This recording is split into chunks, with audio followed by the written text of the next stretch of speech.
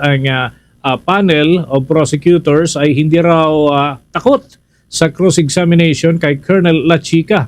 Pero ipapatawag na kaya? Kailan kaya ito mangyayari? Si Representative Ortega naniniwala naman na nilalaglag si La Chica matapos na paulit-ulit siya na mabanggit doon sa mismong trial ng disbursing officer na si Acosta. Yan at iba pang mga balita hatid ni Bombo Anali Soberano. Bombo Dennis, hindi natatakot ang prosecution panel na i-cross-examine ang Chief Security Officer ng Office of the Vice President na si Colonel Dante La Chica sakaling ipapatawag ito ng defense panel.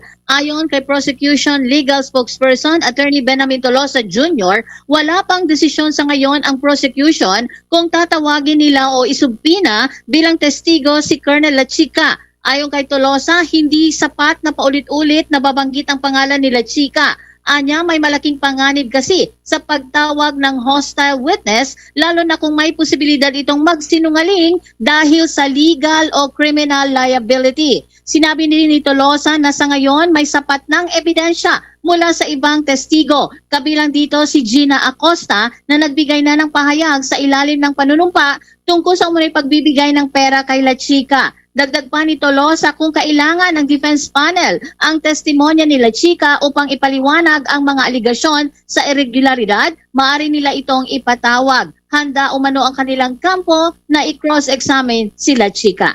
Pakinggan natin si Prosecution Legal Spokesperson Attorney Benjamin Tolosa Jr. Pwede silang mag-direct examination. So, takot ba kami na umupo sa witness stand si La Chica? Definitely not. Kung ipapatawag nila, go ahead, di ba? And we're ready to cross-examine him. Oh? So, kaya nga ang tanong dyan, mas strategic ba sa amin na kami ang tumawag? Kailangan ba namin siya? Or mas magandang kung na-present naman na namin ang kailangan namin, napakita naman na namin na nakuha talaga ang pera ni Ms. Acosta, sinabi na niya, upon the directions of Vice President, ibigay ang kay La Chica. Inamin na niya si La Chica, hindi yan SDO. Sinabi na ng COA auditors, bawal ibigay ng SDO sa tao na hindi SDO, hindi fidelity bonded. Tapos, naririnig na natin yung mga irregularities dun sa na nakita ng mga COA, no, auditors, kung paano supposedly ginamit to. So kung hindi na namin may absolute necessity yan, then if they see the need to call him to explain this matters, kung saan niya ginamit, then they can do it and will be prepared to cross-examine him, no? Naniniwala naman si Deputy Speaker at La Union Representative Paulo Ortega na tila nilalaglag ng depensa si La Chica matapos paulit-ulit na banggitin ang kanyang pangalan sa impeachment trial. Ayon kay Ortega, naipakita ni Gina Acosta ang pinakamahalagang punto na kailangan para sa isyung may kaugnayan kay BP Sara sa confidential funds. Para kay Ortega, sapat na ang testimonya ni Acosta at hindi na kailangang iharap pa sina Colonel Nolasco at Colonel La Chica bilang mga testigo. Iginit din ni Ortega na mabigat na ang pananagutan na nakikita kay BP Sara batay sa mga nailahad sa pagdinig. Pakinggan natin si Deputy Speaker Representative Paulo Ortega. Ako, basa ko, kasi paulit-ulit nila minimension yung pangalan nila, parang nag-hands off sila, naghuhugas kamay. Pero paano nila i-escape yung accountability? Yung mga disbursing officer, inutusan naman at saka binigyan ng authority ng Vice President. So she's very much accountable, siyang pinaka-accountable dito. Kahit na parang ganun yung dating nila, kasi parang siya yung pinaka-least na, na may capability or may authority to handle yung pera na yun, puro siya na yung parang nirerekta sa katinuturo. Na-establish na ni Gina Acosta, galing na sa bunganga niya. So, the Vice President is accountable for this.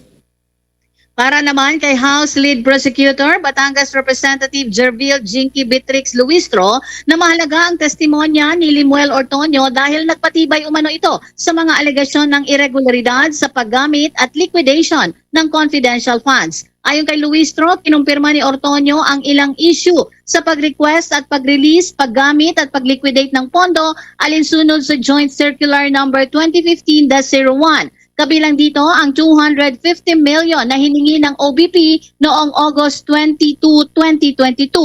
Ayon kay Luistro, nagkatugma ang testimonya ni na Ortonio at dating Special Disbursing Officer Gina Acosta na ang kanilang mga ginawa kaugnay ng pondo ay batay sa utos ng Head of Agency na si BP Sara Duterte. Pakinggan natin si Representative Jervil Luistro. Katauhan po ni Limuel Ortonio. Malaki po ang naging partisipasyon niya sa buong proseso ng confidential fund from the request to the disbursement to the liquidation and even certification in compliance with the Joint Circular 2015-05.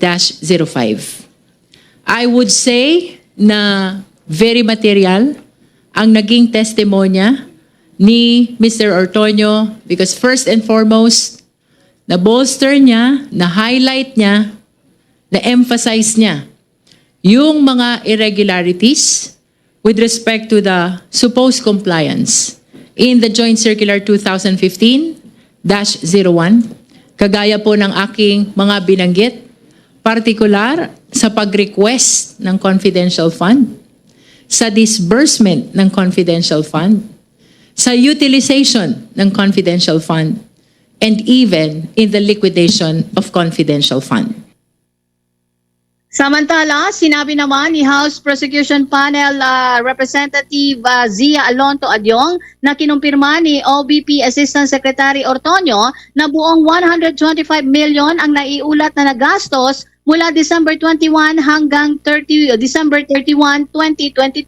Ayon kay Adyong, 11 araw lamang ang ginugol noong 2022 kumpara sa 52 hanggang 79 days kada quarter noong 2023. Dahil dito, sinabi ni Adyong na kailangan pang maipaliwanag kung paano tinukoy ang halaga at kung bakit buong 125 million ang nagastos bago matapos ang taon. Kwestiyon din ni Adyong kung kailangan ang confidential funds para sa seguridad ni Duterte. Ikinumpara pa niya ito kay dating Vice President Leni Robredo na walang confidential fund, ngunit wala rin umanong naitalang insidente sa kanyang seguridad.